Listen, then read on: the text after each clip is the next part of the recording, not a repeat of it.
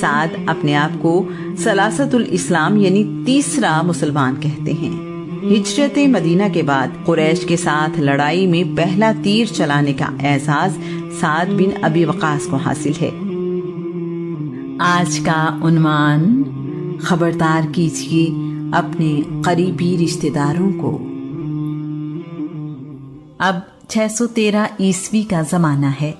3 سال کا عرصہ خاموش تبلیغ میں گزرا ہے۔ اس دوران کچھ لوگ رسول اللہ صلی اللہ علیہ وآلہ وسلم پر ایمان لے آئے ہیں۔ اللہ کریم نے حکم دیا ہے، آپ خبردار کیجئے اپنے قریبی رشتہ داروں کو۔ اس حکم کی پیروی ضروری ہے اور یہ کوئی آسان کام نہیں ہے۔ صدیوں سے لوگ بتوں کی عبادت میں مصروف ہیں۔ ان کے لیے اپنے باپ دادا کا دین ہی سب کچھ ہے۔ وہ اس کے علاوہ کچھ اور سوچنے سمجھنے کے لیے تیار نہیں ہیں۔ رسول اللہ اپنے گھر میں رہنے لگے اور اپنے آپ کو اس عظیم کام کے لیے تیار کر رہے ہیں۔ آپ تقریباً 1 مہینہ اپنے گھر سے باہر نہیں نکلے۔ رسول اللہ کے گھر میں رہنے سے آپ کی پھپھیاں فکر مند ہیں۔ انہیں ڈر ہے کہ رسول اللہ بیمار ہیں۔ رسول اللہ کی عیادت کے لیے آپ کے گھر آئی ہیں۔ رسول اللہ نے جب انہیں اللہ کا حکم بتایا تو انہوں نے آپ کو تجویز دی ہے، تم عبد المطلب کی اولاد کو بلاؤ اور یہ پیغام ان تک پہنچاؤ۔ ابو لہب کو نہ بلانا، وہ تمہاری بات نہیں مانے گا۔ ابو لہب کا نام عبد العزیٰ ہے۔ حسن و جمال اور چمکتے ہوئے چہرے کی وجہ سے اس کی کنیت ابو لہب ہے، یعنی حسن کا باپ۔ ابو لہب اپنی والدہ کی واحد اولاد اور اپنے باقی بہن بھائیوں سے بالکل مختلف ہے۔ اپنی دولت اور خوشحالی کی وجہ سے اپنے رشتہ داروں سے بہت کم ملتا ہے۔ نہایت ذہین اور سمجھدار ہے۔ اسی وجہ سے 40 سال کی عمر سے پہلے ہی اسے مکہ کی مجلس کا رکن بنا دیا گیا تھا۔ رسول اللہ نے رشتہ داروں کو اپنے گھر بلایا ہے۔ کھانے پینے کا انتظام علی ابن ابی طالب کے ذمے ہے۔ کھانے میں بکری کی ران اور پینے کے لیے دودھ رکھا گیا ہے۔ کھانا سیدہ خدیجہ نے تیار کیا ہے۔ مہمانوں کی تعداد 40، ان کا تعلق بنی ہاشم اور بنی عبد مناف سے ہے۔ سب لوگ آ کر بیٹھ گئے ہیں اور آپس میں ہنسی مذاق کر رہے ہیں۔ ماحول بہت خوشگوار ہے۔ اس دوران سب نے کھانا بھی کھا لیا ہے۔ رسول اللہ نے کھانے کے بعد ان لوگوں کو اللہ کے ایک ہونے کا پیغام پہنچایا ہے، لیکن کوئی بھی اس طرف مائل نہیں ہوا۔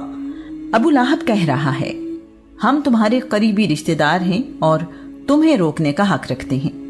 ہمارا قبیلہ پورے عرب پر قدرت نہیں رکھتا۔ میں نے کسی کو نہیں دیکھا جو اپنے قبیلے کے لیے تم سے بڑا شر لے کر آیا ہو۔ ہم تمہاری بات سننے کو تیار ہیں، مگر باپ دادا کا دین چھوڑنے کی بات مت کرو۔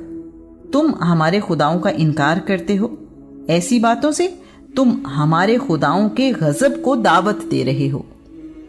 رسول اللہ کے پیغام کے جواب میں ابی طالب کہہ رہے ہیں، بیٹا میں دین عبد المطلب پر ہی رہنا چاہتا ہوں، مگر تمہیں جس دعوت کا حکم ملا ہے اسے لوگوں تک پہنچاتے رہو، میں تمہاری مدد کروں گا۔ رسول اللہ کے اعلان نبوت سے پہلے بھی ایک خدا کی عبادت کرنے والے لوگ عرب میں موجود ہیں۔ خود رسول اللہ اعلان نبوت سے پہلے بھی خدا کے ایک ہونے پر یقین رکھتے تھے اور کبھی بتوں کے پاس بھی نہیں گئے۔ ابو لہب نے ابی طالب کا جواب سنا تو ابی طالب سے کہہ رہا ہے، یہ غلط ہے، اس سے پہلے کہ دوسرے لوگ اسے روکیں تم محمد کو نئے دین کی تبلیغ سے روکو۔ تم نے لوگوں کی مخالفت مول لی تو مارے جاؤ گے۔ اگر اس وقت تم نے محمد کو لوگوں کے حوالے کر دیا تو ذلیل و خوار ہو جاؤ گے۔ ابی طالب اس کے جواب میں کہہ رہے ہیں، خدا کی قسم جب تک میں زندہ ہوں محمد کی حفاظت کرتا رہوں گا۔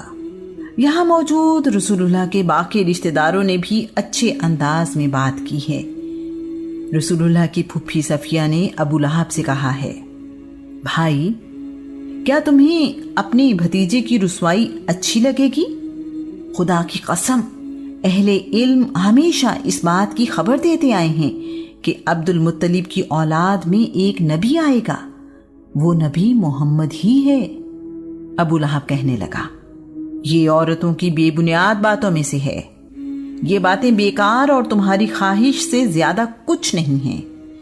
قریش کے سارے قبیلے جب تمہارے خلاف ہوں گے تو تم لوگوں کو میری بات کا اندازہ ہوگا۔ ہماری تعداد عرب کے لوگوں کے مقابلے میں بہت کم ہے۔ ابو لہب یہ کہہ کر غصے سے لال پیلا ہوتا ہوا یہاں سے چلا گیا ہے۔ علی کی عمر اس وقت 13 سال ہے اور انہیں رسول اللہ پر ایمان لائے ہوئے 3 سال گزر چکے ہیں۔ سب لوگوں کی موجودگی میں کہہ رہے ہیں، اللہ کے رسول، اگرچہ یہاں سب سے چھوٹا ہوں لیکن میں آپ کا ساتھ دوں گا۔ یہ سن کر لوگوں نے اس بات کا مذاق اڑایا ہے، دین کی دعوت دینے والا دیکھو اور دعوت قبول کرنے والا دیکھو۔ انہیں کیا معلوم کہ آنے والے وقت میں کائنات ان دونوں کی عظمت کے گن گائے گی، ان کا پیغام کائنات کے ہر کونے میں پھیل جائے گا۔ سب لوگ اس کے بعد اپنے اپنے گھروں کو چلے گئے۔ اللہ کریم کا حکم آیا ہے، آپ کو حکم دیا جاتا ہے کہ اس دین کی کھلم کھلا تبلیغ کریں اور مشرکوں سے منہ پھیر لیں۔ کچھ دن بعد رسول اللہ نے فیصلہ کیا ہے کہ اب اپنی قوم کے لوگوں کو بھی اللہ کے دین کی دعوت دی جائے۔ عرب کا دستور ہے کہ ان پر کوئی آفت آ جائے تو یا صباحا یا صباحا کہنا شروع کر دیتے ہیں، یعنی لوگوں صبح کی پکار سنو۔ اس آواز کو سن کر لوگ جمع ہو جاتے ہیں۔ رسول اللہ کوہ صفا پر موجود ہیں اور کہہ رہے ہیں، یا صباحا یا صباحا۔ لوگ صفا پہاڑ کے سامنے جمع ہو رہے ہیں۔ اس مجمع میں ابو لہب اور قریش کے کئی دوسرے سردار بھی موجود ہیں۔ اگر کوئی خود نہیں پہنچ سکا تو اس نے اپنا نمائندہ بھیج دیا ہے۔ کافی لوگ جمع ہو چکے تو رسول اللہ اپنے ہاتھ سے اشارہ کرتے ہوئے کہہ رہے ہیں، اگر میں تم سے یہ کہوں کہ اس پہاڑ کے پیچھے سے دشمن کی فوج تم پر حملہ کرنے کے لیے آ رہی ہے تو کیا تم میری بات کا یقین کر لو گے؟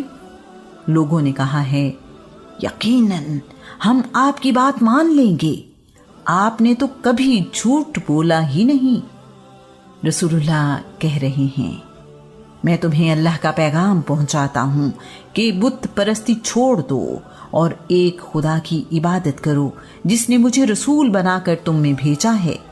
تم لوگ اپنے آپ کو آگ کے عذاب سے بچا لو۔ یہاں موجود لوگوں نے رسول اللہ کی دعوت ایمان کے جواب میں فوری طور پر کوئی رد عمل ظاہر نہیں کیا ہے سوائے ابو لہب کے۔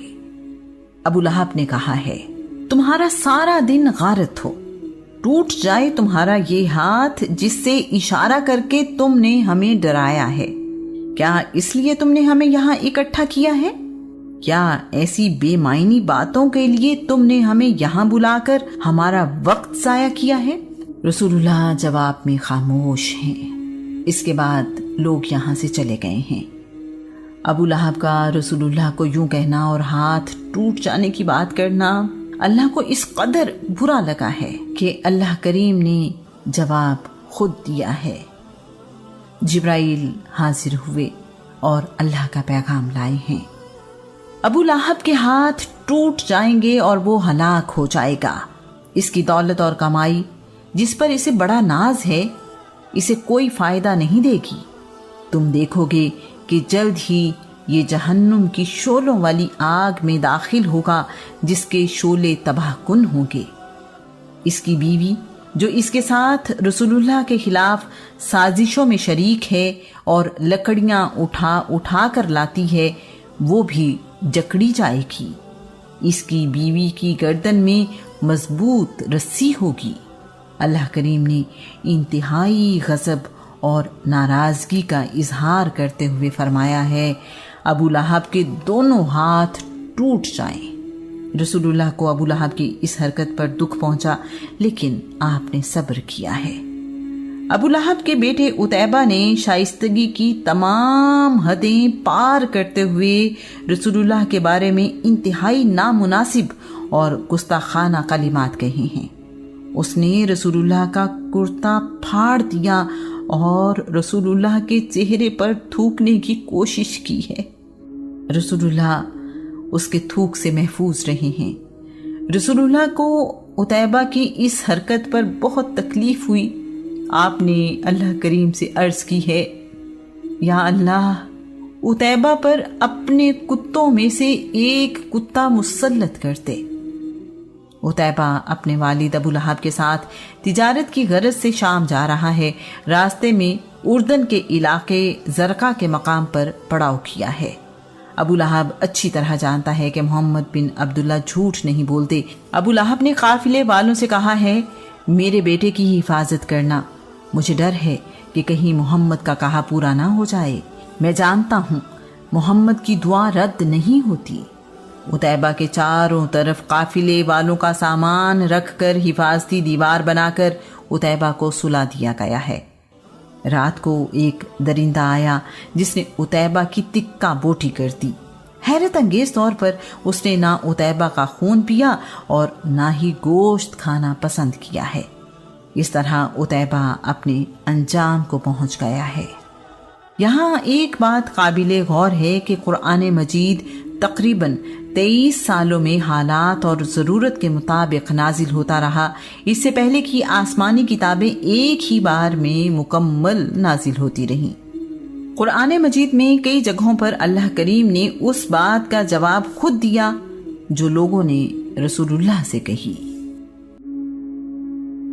اس کے علم میں جب یہ بات آئی کہ غلام نے کئی خداؤں سے منہ موڑ کر ایک خدا کی بندگی اختیار کر لی ہے، تو امیہ کا خون کھولنے لگا ہے۔